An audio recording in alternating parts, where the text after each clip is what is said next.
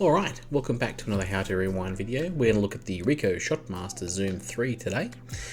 This one's pretty straightforward, so if you need to rewind this little guy before you finish the roll, you can just give this little hole here a poke. You can use a screwdriver like that one, or you can use a paper clip or a tip of a biro. That should all work too. And what you'll see, you'll kick off the rewind sequence. Now, this one's a little bit funny. It's going to keep rewinding once it hits 0, and what you're looking for is that letter E. E for empty. Now, this little camera has a lock on the door, so we just need to make sure that the lock is disengaged. Give it a click, and we should be good to open it again.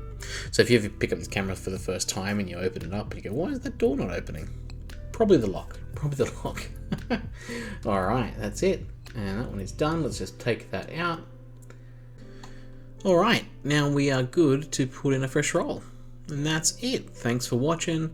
Like and subscribe if you found this helpful, and I'll see you next time. Cheers. Bye.